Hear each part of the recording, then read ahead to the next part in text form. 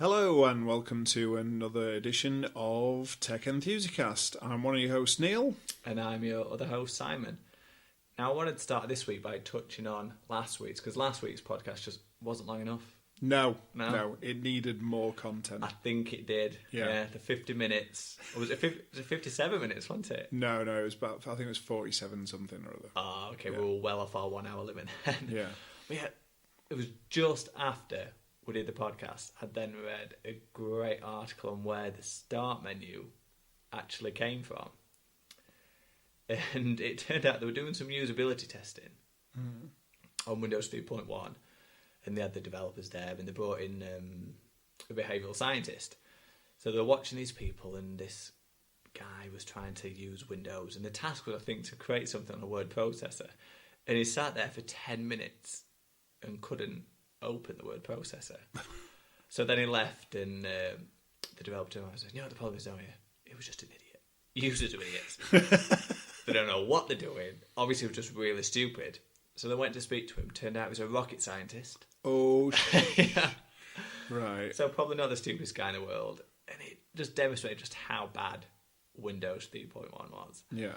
So then this behavioural scientist just had this moment of clarity where he came up with the start menu. And he even created, a little taskbar along the bottom. But when he imagined it, it ran along the top like tabs, on Chrome. All right. Or any other browser. Yeah. But apparently, he believes Microsoft vetoed it because it looked too much like Apple. Because Apple always had the top bar rather than the bottom bar. So yeah, that's how we actually ended up with the start bar. Wow. In the taskbar. So yeah, I wish I could have squeezed that into last week's podcast, but recorded slightly too early, Neil. And for not long enough, obviously. It's not long enough, but yeah, the start menu is getting a lot of love again. It just won a design award for Windows 10.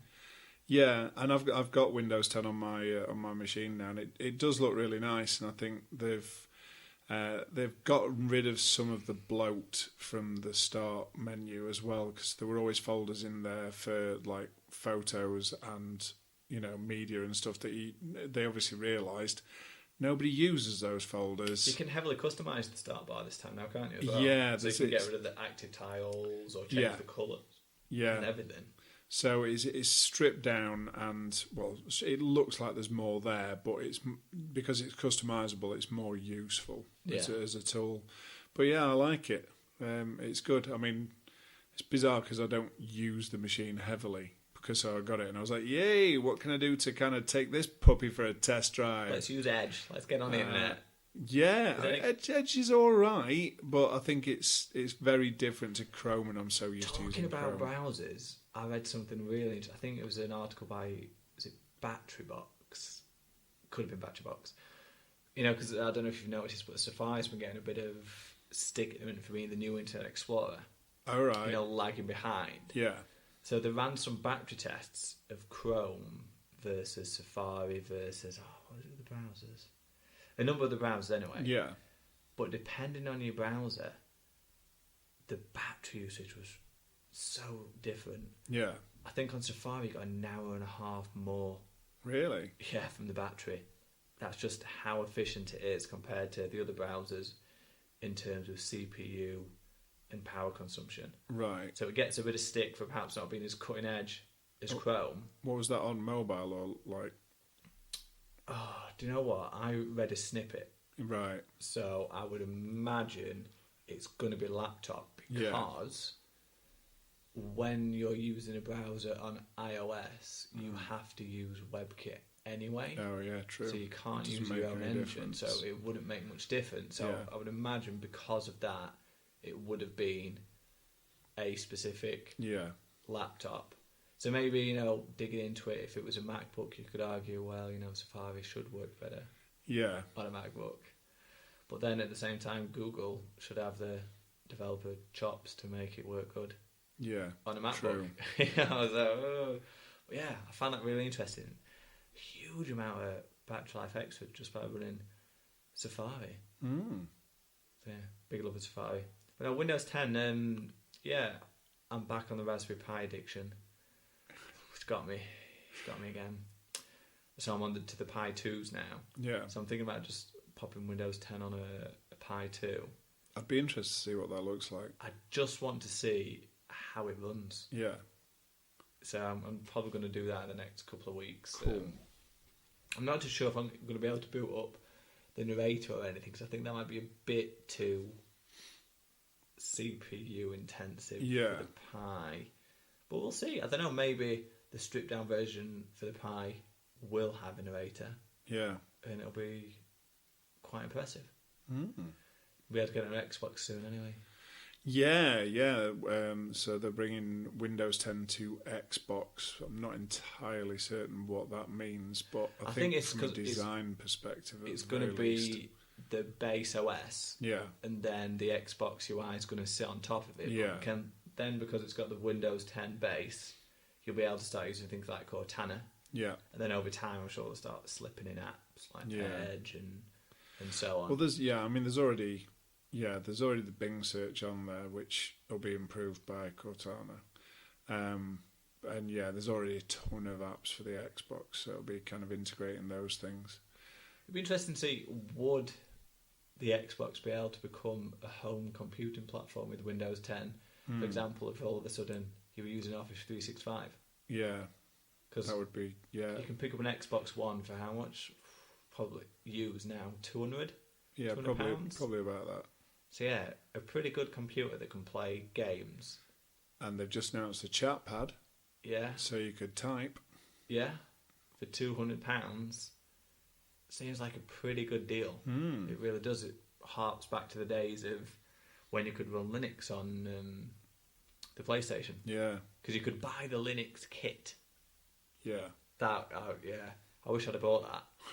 That was pretty cool back then, to be able to run a full-blown operating system like that on your PlayStation. They've taken a real step back from the kind of media hub TV thing, but then they've just announced that they're going to have DVR, proper DVR, because previously it was just like you can pause live TV, but you're not going to be able to schedule to record shows and things. When I imagined voice control and the fact it was going to do TV, I imagined saying things like, Xbox, put on Comedy Central.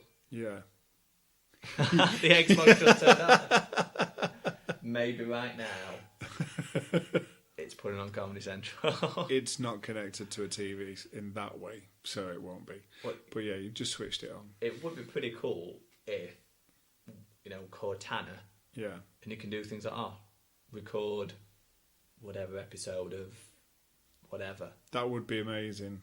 Yeah. I think a lot of people previously have complained about how that all works, because it's, you kind of layering services on services because you're going through your existing cable box, etc.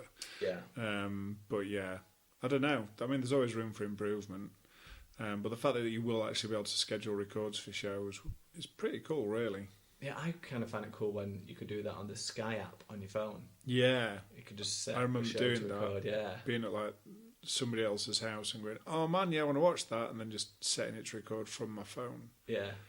That was pretty much the only cool thing that Sky did that was cutting edge. It's pretty much the only cool thing Sky have done in the last 25 years. Yeah. Yeah. It's pretty rubbish, to be honest. Yeah. Sky, let's face it. They finally, I think it was a couple of months ago, after how many years they've been going, finally started looking at accessibility for an accessible program guide. Wow. Which is just a black background with white text. Awesome. Yeah, it took a lot of years in development to come up with. Why don't we? You can't rush these things, Simon. Well, no, you can't. I know white on black is a very technically difficult thing to pull off. Yeah. It's never been done. No. Never been done. Ever. Terrible company. Anyway, Windows. Well, yeah. I haven't got it yet. No. So, I mean, it looks good. Like I say, I literally kind of went, okay, what can I do? I don't know. Really didn't. I'll just get my mobile phone out and surf the internet on that instead. Yeah, I had, like I say, I'd look at the start menu, and I think it had defaulted my default browser to Edge, because I clicked on the link. Yeah, it is the default. Internet Explorer is there, but Edge is the default.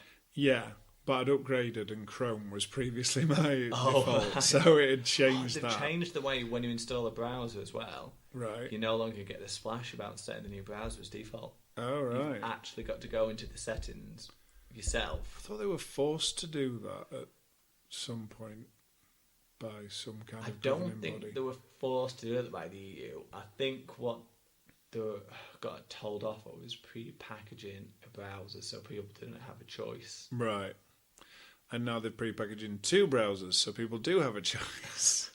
Edge and Internet Explorer. I can't remember what the exact EU was on. It was something like that. It was to do with the pre-package. It was like a competition thing, it was something to do with the fact that you couldn't remove it.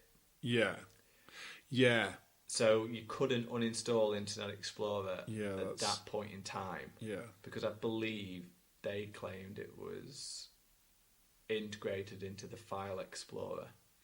So you couldn't remove Internet Explorer without corrupting the File Explorer. Fair enough. Should really take note of these EU laws. Americans just kind of go roughshod over it until they got told that they can't, and then kind of go, all right, then blooming Europeans.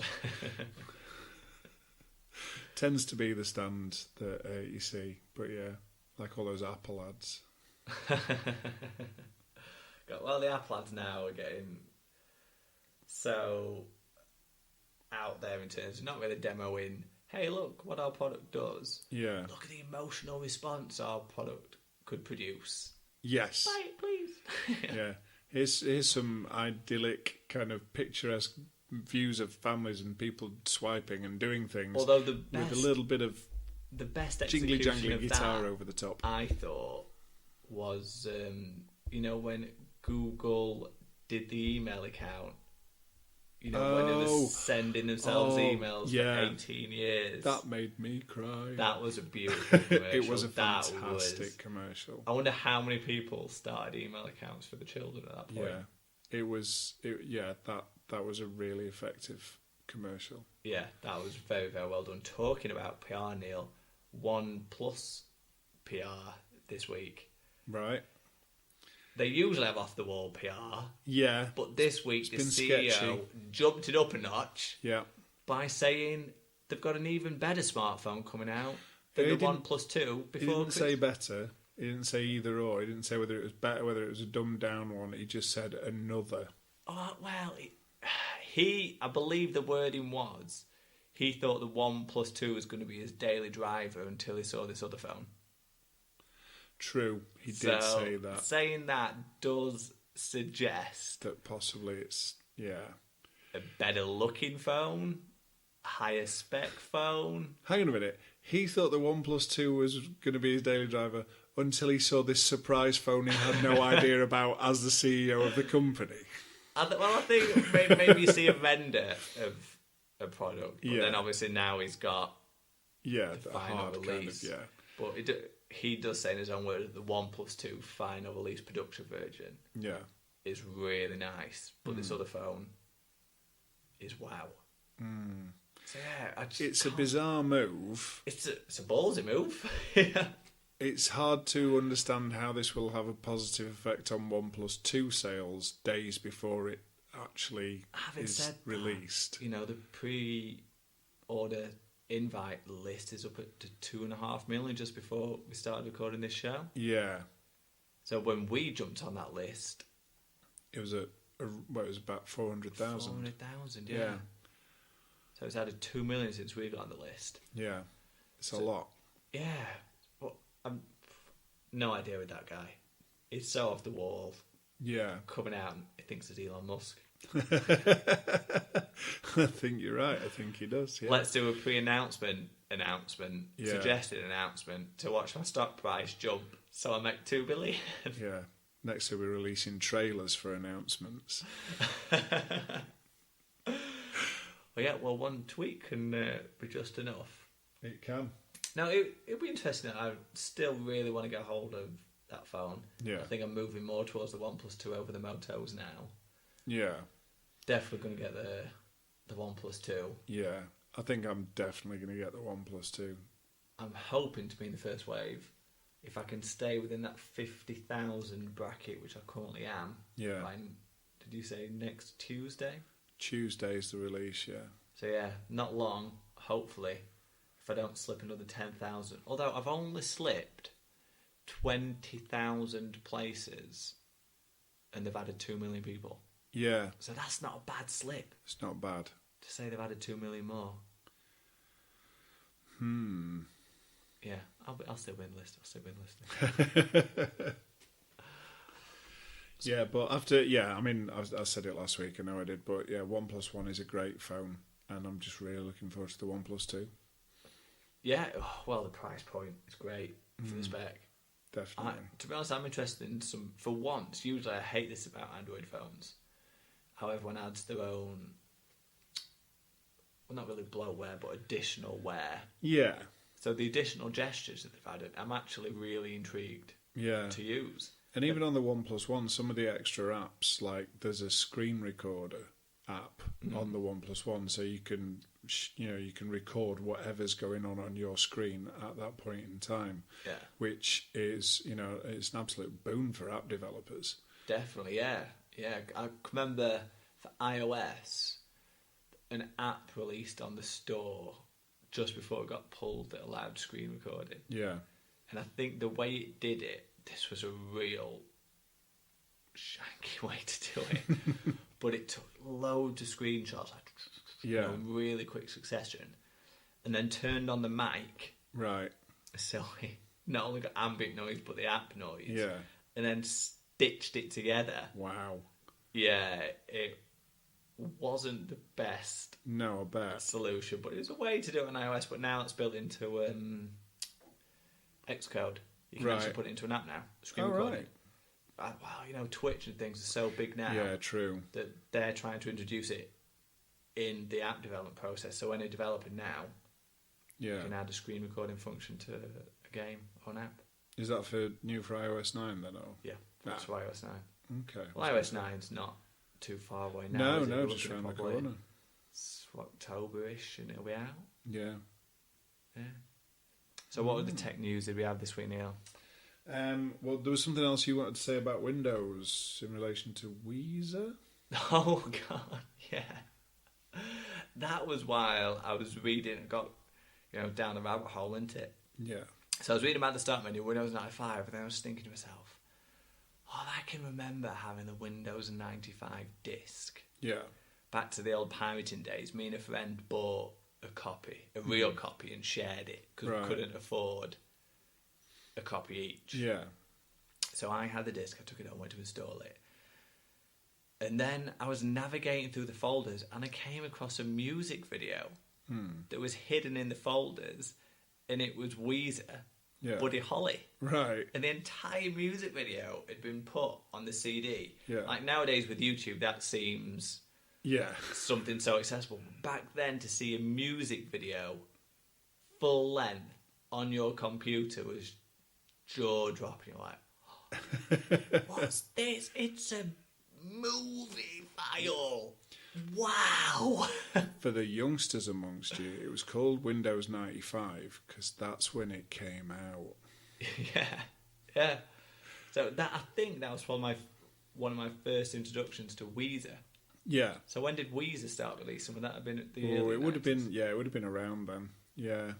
So that was a pretty big coup for them to actually be on the Windows 95 install disc. Yeah, definitely. But you had to find it on the disc. It wasn't prominent. No, I don't remember there being like a menu button to click or anything. You just had to navigate around the disc, and then there was just this, back then, large file. It was probably around 30 meg. 30 meg for one file? Unbelievable. That can't be right. I'm going to have to open it to find out what a 30 meg file is. God, now I think I've probably got photos on my phone that are bigger than 30 meg. Yeah. That video must have been something like 320 pixels. Yeah. Something like that. So you could fit that on a Nokia 100 or 200 screen, imagine that as a video. But of course, back then your computer was probably running at resolution 800 by 600. So, oh God, what does a 4K display run at now? Just under 5,000. Yeah. By 2,000 or 3,000, is it? Something like that. So yeah, that would be the equivalent of the size of the Windows 10 start button in the corner. That's how big that video was back then. Yeah, I remember finding somehow transferring videos from like old school Nokia phones to a computer and then watching them later on. It just being like a postage stamp in the middle of the screen. Yeah, I used to do that, but the way around that is you used to knock the resolution of your monitor down. Right. So if you did your monitor resolution down to 640, then the video would look big. It'd still be quite pixelated, but at least it'd be filling a good amount of the monitor. Yeah, none of this HD 4K business back then.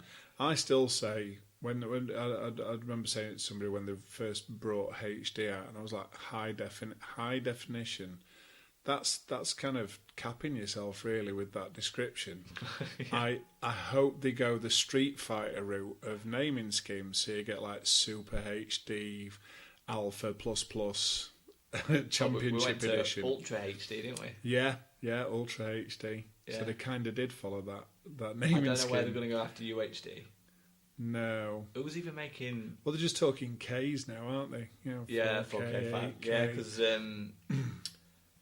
4K is not even a defined standard, is it? No. Because within 4K, you can have lots of different resolutions. Because I can remember, I can't remember how I got into talk. I think I was doing some filming with someone, and they were using, is it called Red? That modular camera. Oh, yeah. Is it Red? Yeah. Yeah. So they're using Red, and we were talking about 4K and how many different 4K formats there were. So I went home, jumped on Wikipedia. I was like, oh my God. Yeah. How many different 4Ks is there? There's a lot. Yeah. There's a lot. A hell of a lot. Hopefully they'll define a standard. They will do at some point, aren't they? It's still at a point now where it doesn't particularly make sense for consumers because the media isn't available. You can have the TV and the prices are coming down, but 4K media isn't. You try streaming 4K media, that's going to be great fun. Oh, wow. Not many of us have even all got fibre, have we? Exactly. Yeah. You'd have to go need fibre. Yeah. Although I was reading Tokyo are phasing out ADSL. Really? Yeah. Fibre only. Wow. A gigabit connection, I think it's gig up, gig down as well, is $40 a month. Wow. But there's that company in the UK doing it called Hyper something, £50 a month for gig up, gig down. That's impressive. Yeah. So it's going to happen, and I know BT are really experimenting with very, very high speeds. Yeah. Because they figured out a way to... Because the biggest problem was always the backbone. But, yeah, they figured out how to really boost the speed of the backbone. Cool. So, at some point, we probably will all have access to a gigabyte. But talking about old school technology, that reminds me of something else I read this week about the new printer technology. Well, we say new printer technology. Inkjet printers have always been a bit of a bane. And I can remember, not even super high-end inkjets, but if you're doing a lot of printing, you could add ink reservoirs. Right. So you'd pour the ink into the reservoir and it'd come through and it'd print. Apparently what Epsom have done is seen that, thought, I've got a good idea. Why don't we use ink reservoirs instead of ink cartridges? Yeah. So now the printer price has jumped up because before printers used to be cheaper to buy a printer instead of printer cartridges, didn't it? Really? Yeah. New set of print cartridges, I should buy a new printer. Yeah. It's £10 cheaper. Throw away that printer. It's quite disposable. Yeah, but now they're going to have these reservoirs, 2 years of ink, they reckon. 2 years? 2 years worth of printing ink in it. And then you just buy a bottle of ink and you fill up the ink bottle and your printer can carry on printing. Wow. Yeah. Totally changing the printer model around there. Yeah, definitely. Although there was a point in time, I was, I like my weight in gold. I'd always have liked my weight in printer ink cartridges. on a milliliter basis, I think it was worth more than like Bollinger and Dom Perignon. Yeah, which is ridiculous. That is, and they had you over a barrel. They did. Really did. Because, on an Epsom printer, you try and buy third-party cartridges, but then after a bit, the printer would click on. Yeah. They weren't official, and all of a sudden your printer would stop working. You're like, oh, great. Yeah. Yeah. So now, finally, we can print and print and print. Although, who prints anymore? Companies that like wasting money. Outside of work, when was the last time you printed something? Well, I have had to print things off, but I have done it at work because it's just not worth owning a printer.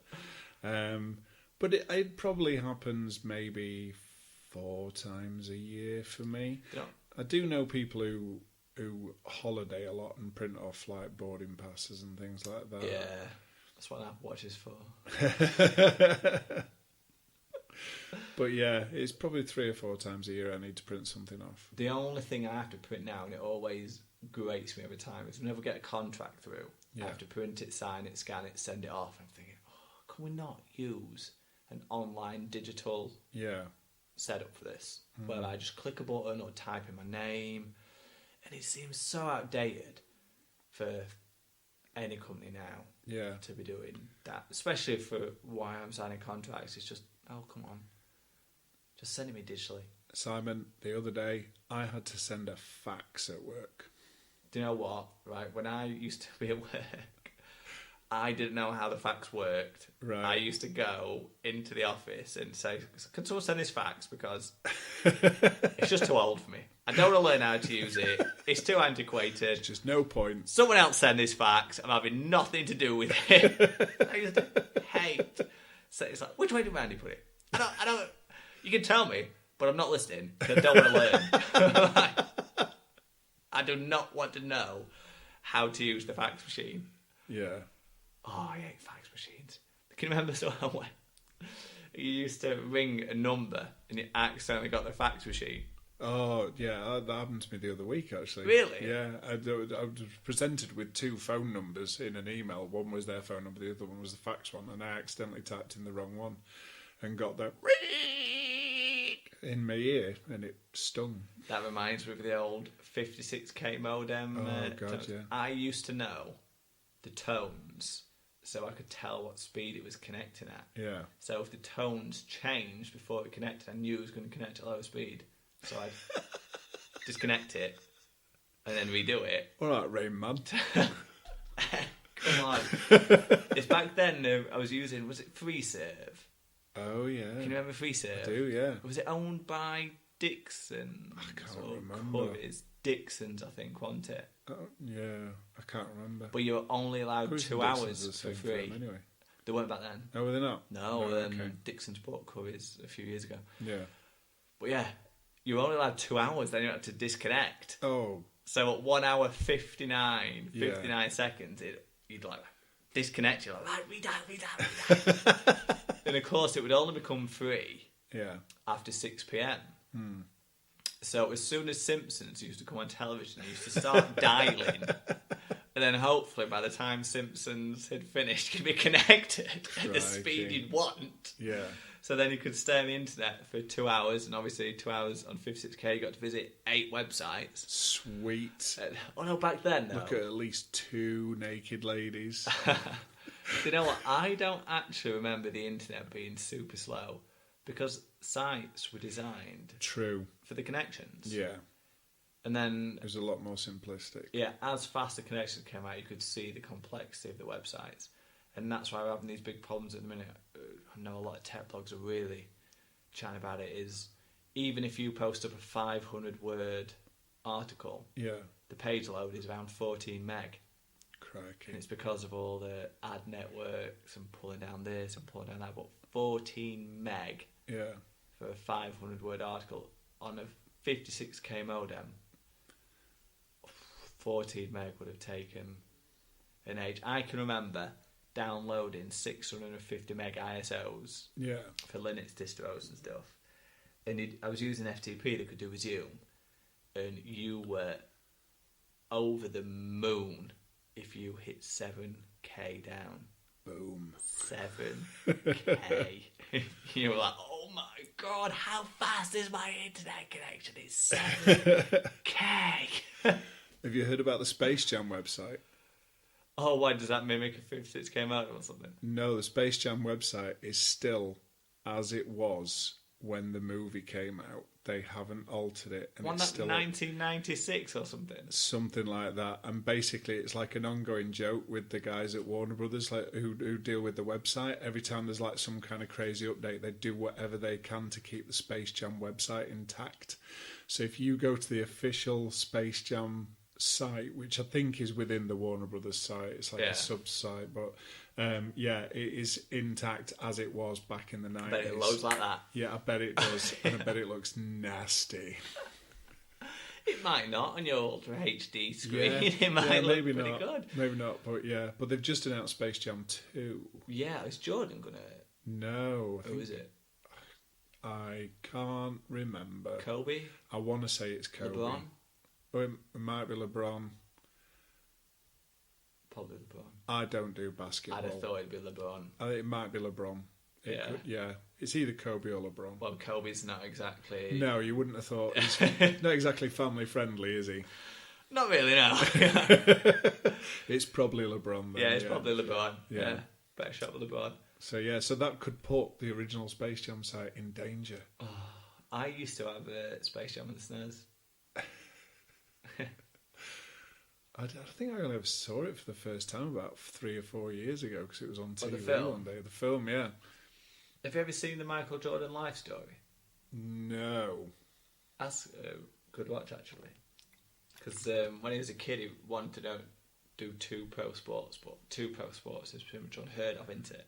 And he did go into baseball. But that was it. That was the second sport on his play. Yeah. So then the movie covers him going into baseball and then his transition back to... You know Bo Jackson. Transition back to basketball. But yeah, that was a good digression from what we were originally talking about, printers. Wasn't it just? Yeah. So, I think Gamescom this week, because we've touched on that with the Xbox stuff, and lots of announcements. Just, it's huge. Absolutely huge, that thing. Bigger than E3. Really? Yeah. I think they were expecting 100,000 people. On the first day. First day? Yeah, because the difference with E3 is it's open to the with Gamescom is it is actually there's press days and there's public days. Right. So that's why it's bigger than E3 because it is open to the public. But yeah, they were expecting 100,000 people on the first day. How do you feed 100,000 people? Don't know. It's never something that's come up. It comes to mind because I was in London the other day and they're building the new Google HQ behind King's Cross. Right. And that thing is as long as the spire is tall. Holy heck. Yeah. It is one big building. How many canteens is that going to need? Yeah. That's what I was thinking exactly. Yeah. The food that building is going to go through is going to be mind-boggling. Yeah, because Google employees don't take a box lunch. No, they can't. Yeah, when the employees that work there for a long time seem to moan a bit about the canteen, but I always really enjoy it whenever I go. Well, you love free food, so I'm like, oh my God, it's free. What do you mean? I can have it all. Yeah, I can have this, then this, and then I can have the cake. Sweet. What do you mean that the ice cream machine over there is free? I can go up to there and take out all those ice olives for free. Yeah. Seriously. Oh, the beer's free. What? What? I'm staying here. Yeah, but as far as Gamescom comes, I've not been paying that much attention to it. I've seen a few Xbox things, but the games, they're just stuff that we already knew about. There's further stuff coming out about it. Crackdown 3 is a widely anticipated game for the Xbox. A game called Scalebound, which looks quite awesome. What's that about? It's basically Monster Hunter is a famously inaccessible game. Basically, it's got a large barrier to entry, and people are saying that Scalebound looks a little bit like Monster Hunter, but with a Devil May Cry mechanic. Right. So a lot easier to get into and button mash. But yeah, I'm trying to think of other stuff. Mirror's Edge 2 looks, I loved Mirror's Edge. Absolutely not big on first-person games, but that game just played like a dream. So I'm really looking forward to Mirror's Edge 2. And just like I say, a lot of the games that we already knew about from E3, but more information coming out about them more than anything else. Yeah. I know I didn't really keep up with Gamescom. No. I've been busy. I've been far too busy, unfortunately. Otherwise, I would have kept a bigger eye on it. I think this week's been strange for Tenny. There's been lots of small stories. Yeah. Nothing. I think just because last week, too much news last week. Yeah. And then this week it's like, Okay, well, we are going to have to wrap up in a bit, but there was another little story that's been teased for a while, which was the Lexus hoverboard. The future's here. The future's kind of here if you kind of gym it a bit and pretend. Yeah, you've got a metal floor and make sure that some powerful magnets. Yeah. Hang on, does it use some liquid nitrogen? Liquid nitrogen cooling. Yeah. Which they did not have that in Back to the Future. No, and as a result, that you've got like little clouds of smoke coming out. Yeah, but that makes it look cooler. Oh, it does. It looks awesome. I mean, the video looks really, really cool. And there's a section on the video where obviously the skate park that is specially designed for it that they're using. Is it somewhere in Spain or something? I think so. Weather looked nice. Spain. Yeah.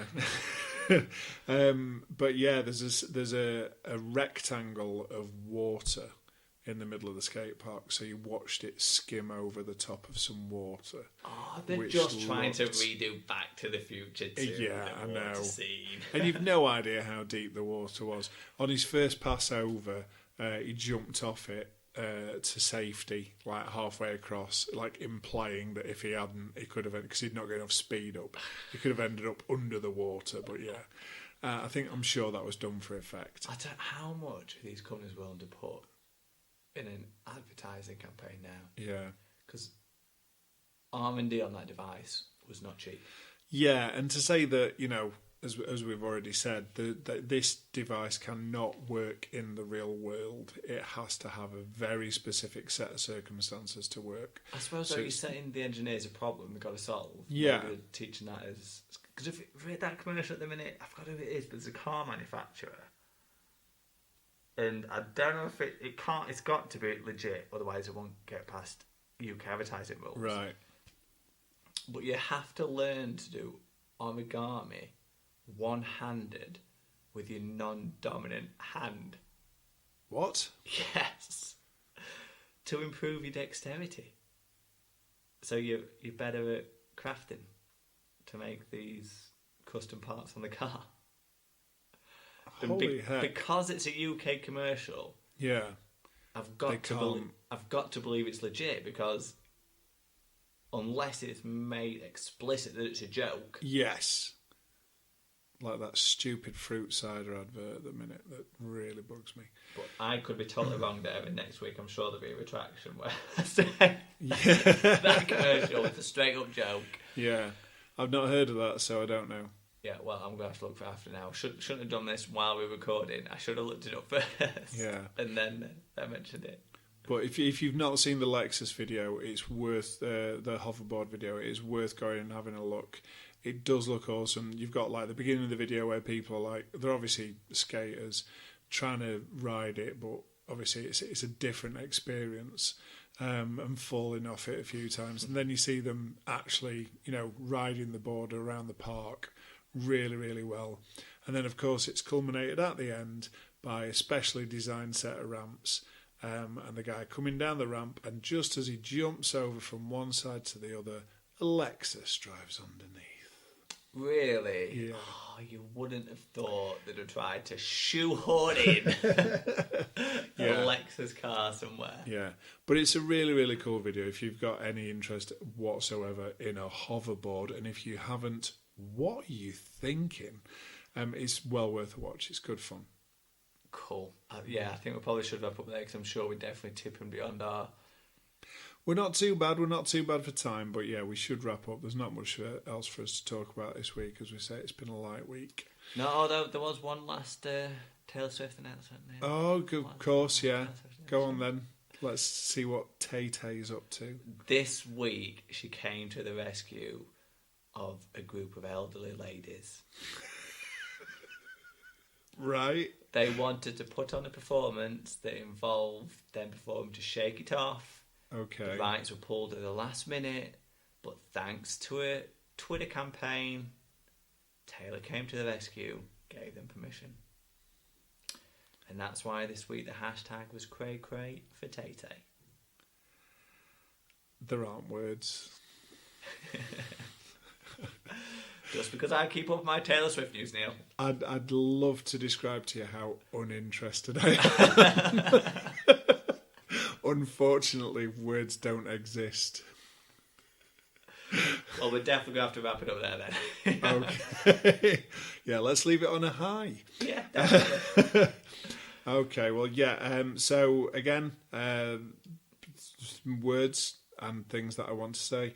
Yeah, if you do want to get in touch with us, then there is Twitter, which is Enthusicast Tech, where you can get in touch with either me or Simon. And fairly soon, we are going to have a way of subscribing to the podcast. We're getting there. Yeah, we're getting there. We know what to do. We've got a couple of things we need to sort out before we can do it, but we should hopefully have it done pretty soon. So again, thanks for listening. I'm Neil. And I'm Simon. And that's been another Tech Enthusicast.